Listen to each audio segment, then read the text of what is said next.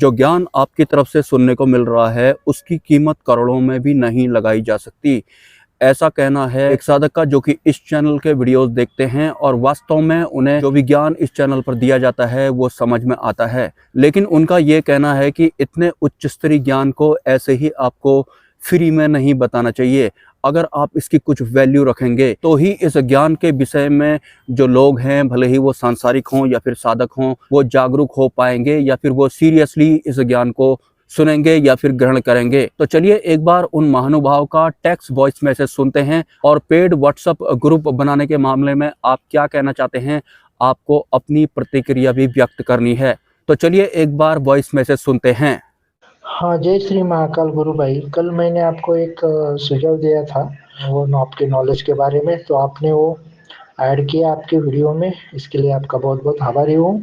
अभी मेरा ये दूसरा सलाह है आपको कि आपके पास इतना सा डीप वाला नॉलेज है, तो आप ऐसा क्यों नहीं करते कि एक व्हाट्सएप ग्रुप बनाओ और जिसको साधनाएँ करनी है, साधना के बारे में नॉलेज चाहिए, उन लोगों को वो व्हाट्सएप ग्रुप में ऐड करो और ऐड करने के बाद वो व्हाट्सएप ग्रुप पे आप साधना दे दो।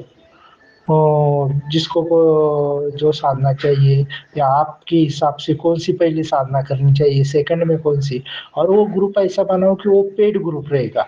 एक साधना महीने, सवा महीने की रहेगी तो उसका फीस बोले तो गुरु दक्षिणा इतनी रहेगी भाई, वो ऐसा फिक्स कर लो।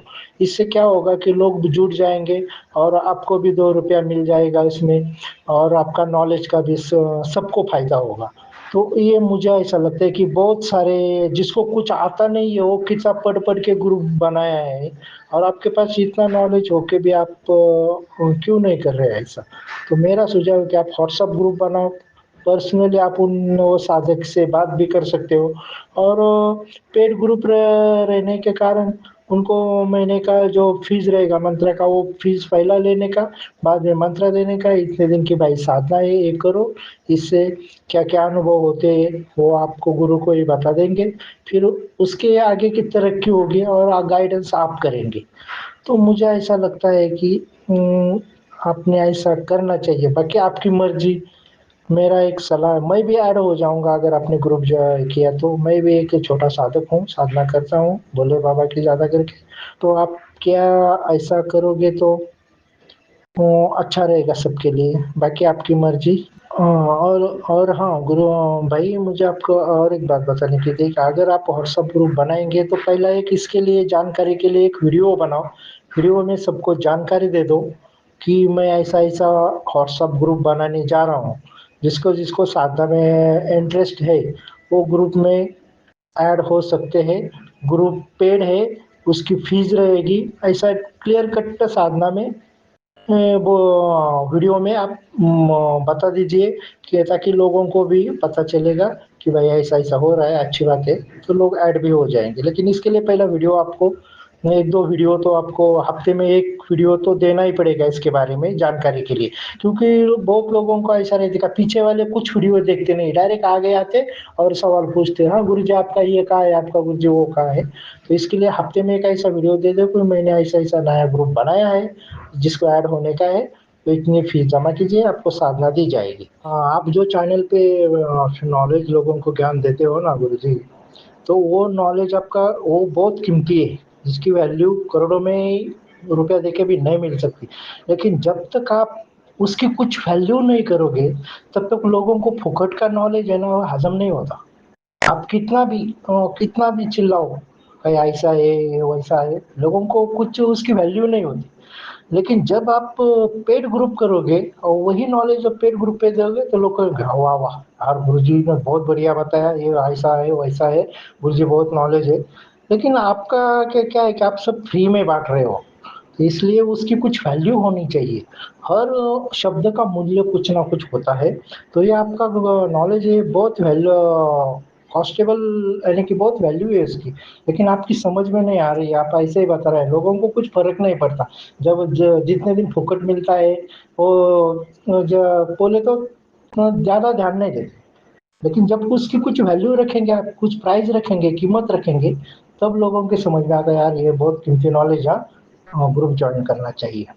कि ऐसा होता है, तो आपके पास है सब कुछ, आप एक पेड ग्रुप बनाइए और उस पे ये नॉलेज धीरे-धीरे सबको बाँटिए, फिर आपको भी इनकम चालू हो जाएगी और लोगों को ज्ञान भी मिलेगा, साधना के बारे में जानकारी भी मिलेगी।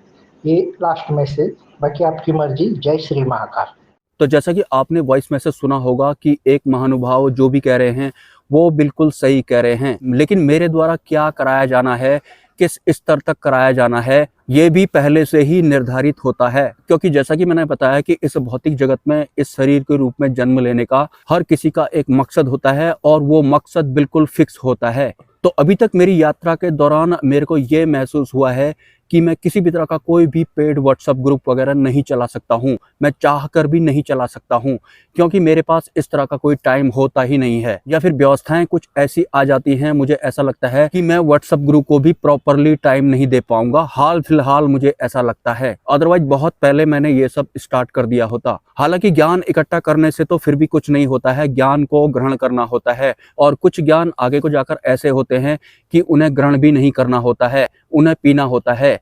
मतलब जो परब्रह्म होते हैं, दो तरह से हमारा उनसे मिलन होता है, एक तो निराकार के रूप में और एक साकार के रूप में। साकार मतलब जिनका की कोई आकार होगा और निराकार मतलब जिनका कोई आकार ही नहीं होगा, जो कि परब्रह्म की निराकार वाली फॉर्म होती है, जो कि आंतरिक मौन के दौरान हमें घटित होती है। वहां आपको निराकार परब्रह्म वाली जो अवस्था होती है, या फिर जो उनका संचार होता है, या फिर जो उनका आवरण होता है, उस संचार से एक साधक का एक दिन सामना होता है, अगर वो वास्तव में ब्रह्म होना चाहता है, परमार्थ के मार्ग पर चलना चाहता है। तो अभी तक सूक्ष्म जगत की यात्रा के दौरान आपको जिस भी तरह के देवी देवताओं की ऊर्जाएं महसूस हुई होंगी वो साकार रूप में हुई होंगी, लेकिन जिस दिन आपको निराकार की ऊर्जा महसूस होना शुरू हो जाती है, या फिर उस दिन से आपका साकार में मन नहीं लगेगा। उसके बाद जो नहीं दिखाई देते हैं आप उनके ही होकर रह जाएंगे, मतलब निराकार परब्रह्म के ही आप होकर रह जाएंगे।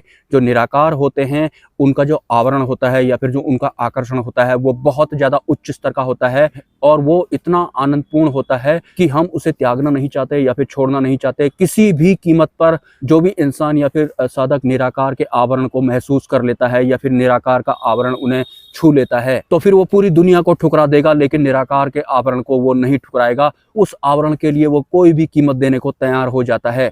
हालांकि जितना भी मेरे द्वारा करवाया जाना होगा उतना ही करवाया जाएगा। अगर उनकी मर्जी होगी तो वो समय बढ़ा देंगे, मतलब मेरे से कुछ और काम लिया जाना होगा। सब कुछ जो डिपेंड करता है वो ना दिखाई देने वाली व्यवस्थाओं पर करता है। वॉइस मैसेज करने के लिए आपका बहुत बहुत धन्यवाद। अगर आप सपोर्ट करना चाहें तो कर सकते हैं, ये हर किसी के लिए है। मिलते हैं किसी नेक्स्ट वीडियो में। नमस्कार।